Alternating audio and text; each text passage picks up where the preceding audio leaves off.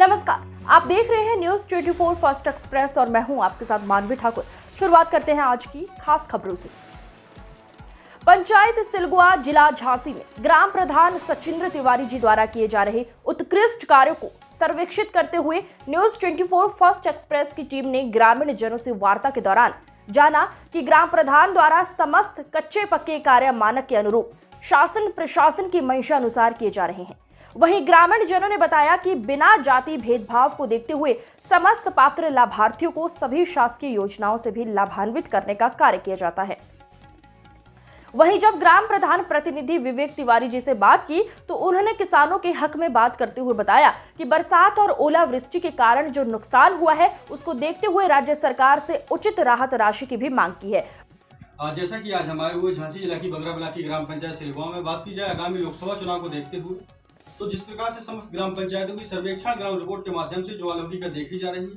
आज उसी बीच जो यहाँ से ग्राम प्रधान के रूप में है मिस्टर सचिंद्र जी, जो उनके प्रतिनिधि के तौर पर इस पंचायत को मैनेज कर रहे हैं, देख रहे हैं, तो उनका नाम है विवेक कुमार तिवारी जी, जो कहीं ना कहीं लोगों के बीच में और जो यहाँ से ग्राम प्रधान है निरंतर रूप से जो सेवा भाव से लगे रहे हैं। ग्राम प्रधानी पद की दावेदारी अभी कुछ वर्षों से हुई है, लेकिन इसके पूर्व से ही लोगों के बीच एक निरंतर सेवा भाव से लगे रहे हैं। तो सर, सबसे पहले मैं आपसे जानना चाहूंगा कि वो जो आपका ग्राम प्रधानी का चुनाव था, पंचायती चुनाव था, तो उस बीच जिस प्रकार आप लोगों के बीच एक जन सेवा भाव से लगे रहे, तो आपने पब्लिक की ऐसी क्या समस्याएं, क्या मुद्दे देखे जिनको देखकर लगा कि इस बार प्रधानी पद की दावेदारी करनी चाहिए, प्रधानी के माहौल में आना चाहिए? क्या मुद्दे लेकर चुनाव लड़े थे? जी, हमारी ग्राम पंचायत में सबसे ज़्यादा समस्या थी,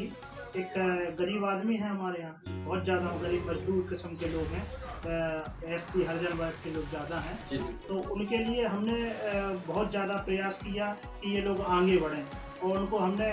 आवास शौचालय बाकी सभी योजनाओं का लाभ दिया। इन्हीं सब पुरानी जो पंचायत में जो पुराने लोग प्रधान हुआ करते थे, उन्होंने कभी भी किसी भी योजना को निरंतर तौर पर सामाजिक तौर पर स्तर पर नहीं जातिवाद को अपने आप में ही संगठित बने रहे। जी बिल्कुल। जैसा कि सभी लोगों ने आपके प्रति भरोसा भी जताया था उस दौरान जी, और इस प्रधानी पद की भी दावेदारी करवाई, तो मैं बात करूं आपके इस 3 वर्ष के कार्यकाल के बारे में।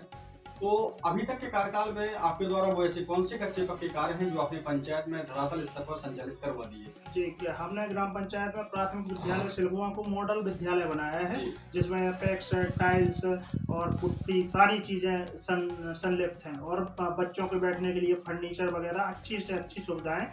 युक्त विद्यालय तैयार किया जाए। आपका शिक्षा व्यवस्था पर भी एक रुझान रहा, बिल्कुल एक बेहतर संचालन होना चाहिए। बिल्कुल जी। और ग्राम पंचायत में जितनी भी रास्ताएं हैं, सारी रास्ताओं को मैंने मरम्मत कराया, किसी को नई रास्ता बनाया, किसी को कुछ करके एक ग्राम पंचायत का विकास किया। वह साथ ही साथ ये तो आपके कच्चे पक्के कार्य हो गए, वह साथ ही साथ जो सामाजिक मुद्दों को देखा जाए तो एक जो ग्रामीण इलाका होता है वहाँ से किसान तबका ज्यादातर बिलोंग करता है। जी, बात की जाए किसानों की, तो जैसा कि कृषि प्रधान देश माना जाता है भारत को, तो आज भी किसान रो रहा है, जो हकीकत की स्थिति है। बिल्कुल हकीकत। तो आप किसानों के लिए क्या कहना चाहेंगे, उनकी क्या बात उठाना चाहेंगे, क्या कहेंगे? मेरा किसानों की तरफ से एक ही बात कहना है कि इन लोगों के किसान क्रेडिट कार्ड हैं, कर्ज इनके ऊपर काफी लंबा कर्ज है और फसल से उतना हो नहीं पा रहा है, क्योंकि कभी ओलावृष्टि हो जाती है, कभी अतिवृष्टि हो जाती है, प्रकृति साथ नहीं दे रही है। तो इन सब चीजों को लेके किसान बहुत ज्यादा कर्ज में घुस गया है, तो वो कर्ज से निकालने के लिए इनका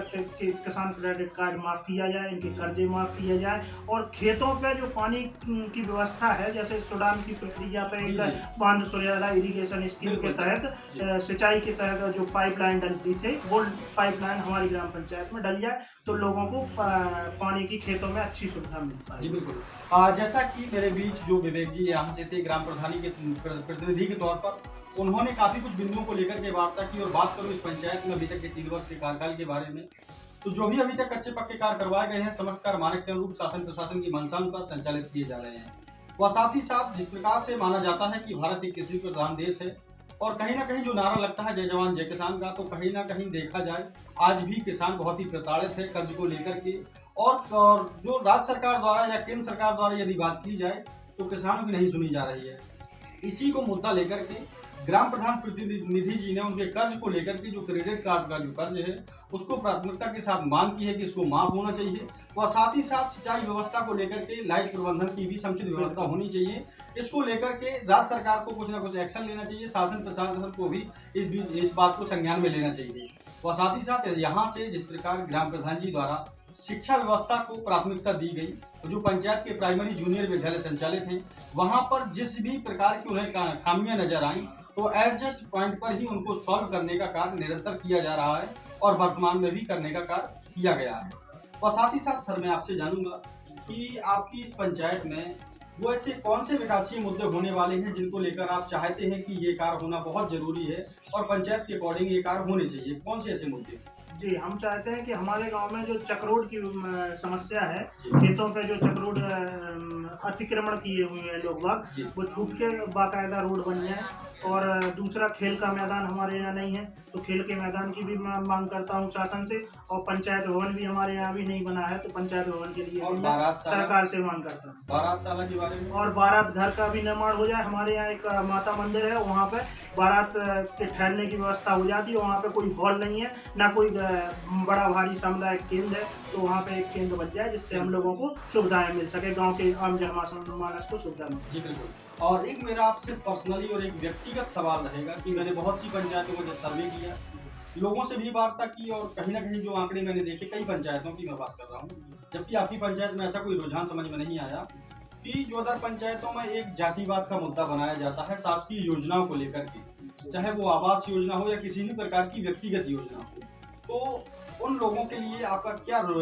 सुझाव है? क्या जातिवाद को करना सही है या गलत है? नहीं, जातिवाद को किस मुद्दे को लेकर? मैं आपको एक चीज बता दूं कि जातिवाद से हम लोग कई गुना ऊपर उठ चुके हैं, क्योंकि हमारी ग्राम पंचायत में हमारे परिवार के या हमारी समाज के, ब्राह्मण समाज के 12 वोट हैं गिनती के, और 12 वोट पे हम प्रधान बने बैठे हैं। तो इसका मतलब ये है कि लोगों ने जात को नहीं देखा है, विकास को और विकास पुरुष को देखा है। एक व्यक्तिगत व्यवहार पे हमको वोट दिया, हमने लोगों के बीच में काम किया है, और आप लोगों से इस चीज में पूछ भी सकते हैं। जैसा कि प्रधान जी ने काफी कुछ बिंदुओं को लेकर प्राथमिकता दी है, वो चाहे 12 साल निर्माण